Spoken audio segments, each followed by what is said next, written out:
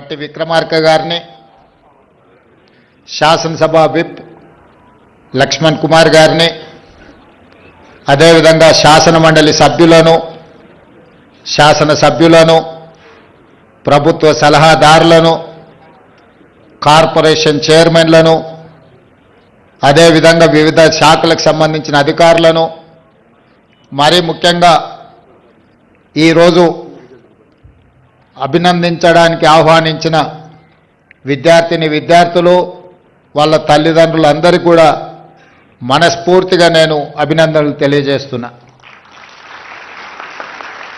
ఈరోజు తెలంగాణ వైతాళికుడు సురవరం ప్రతాప్ రెడ్డి గారి 129వ వర్ధంతి.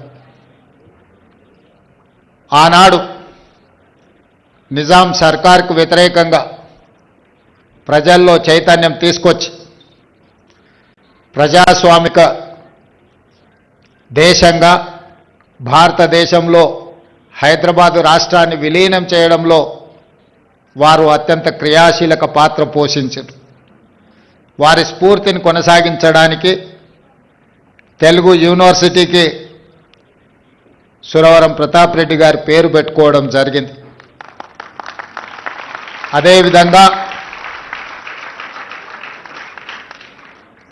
నిజాంలు, రజాకర్లను, ఘడీల దొరలను ఎదురించి నిలబడ్డ వీర వనిత చాకలి ఐలమ్మ స్ఫూర్తిగా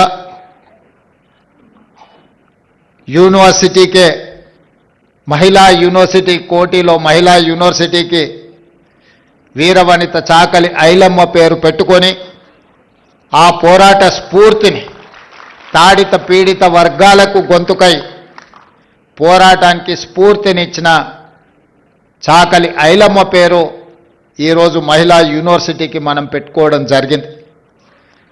ఇదే కాదు, టెక్స్టైల్ కళాశాలకు సంబంధించి కొత్తగా కేంద్ర ప్రభుత్వం అనుమతి తెచ్చుకోవడమే కాకుండా ఈరోజు దానికి డాక్టర్ కొండా లక్ష్మణ్ బాపూజీ మొదటి తరం తెలంగాణ ఉద్యమంలో తెలంగాణ రాష్ట్ర సాధన కోసం సర్వం త్యాగం చేసిన కొండా లక్ష్మణ్ బాపూజీ గారి పేరును ఈరోజు టెక్స్టైల్ యూనివర్సిటీకి మనం పేరు పెట్టుకోవడం జరిగింది.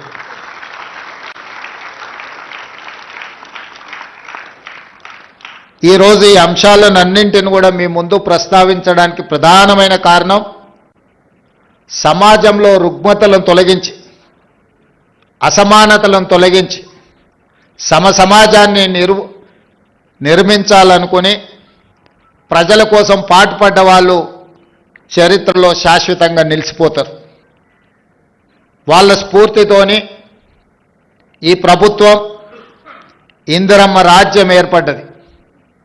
ఈనాడు ఈ వేదిక మీద మిత్రులు బట్టి విక్రమార్క గారు కావచ్చు, గడ్డం ప్రసాద్ కుమార్ గారు కావచ్చు, లేకపోతే డాక్టర్ కావ్య కావచ్చు, వంశీ కావచ్చు, డాక్టర్ లక్ష్మీకాంతరావు కావచ్చు, డాక్టర్ కవ్వంపల్లి సత్యనారాయణ కావచ్చు, లేకపోతే నాగరాజ్ ఐపీఎస్ కావచ్చు, వీళ్ళందరూ వేదిక మీద ప్రజాప్రతినిధులుగా చట్టసభలకు ప్రాతినిధ్యం వహించడమే కాకుండా వీళ్ళందరికీ కన్వీనర్గా పనిచేస్తున్న డాక్టర్ మల్లు రవి గారు కావచ్చు, వీళ్ళందరి జీవితంలో ఎందుకు రాణించిండ్రు?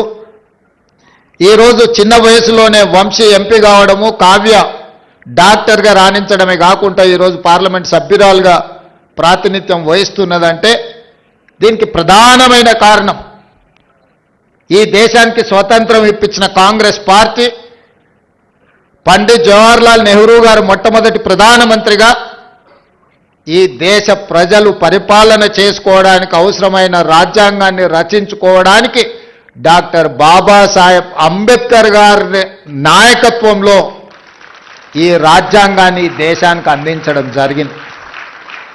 డాక్టర్ బాబాసాహెబ్ అందించిన రాజ్యాంగం, ఆ స్ఫూర్తి ఈనాడు కాంగ్రెస్ పార్టీ ఎస్సీ ఎస్టీ రిజర్వేషన్లు అందించడం ద్వారా సమాజంలో అణిచివేతకు గురైతున్న వీళ్లను, పాలితులుగా ఉన్న దళితులను, గిరిజనులను పాలకులుగా తయారు చేసి పాలసీలను ఈ దేశానికి అందించే అవకాశం కాంగ్రెస్ పార్టీ ఇచ్చింది.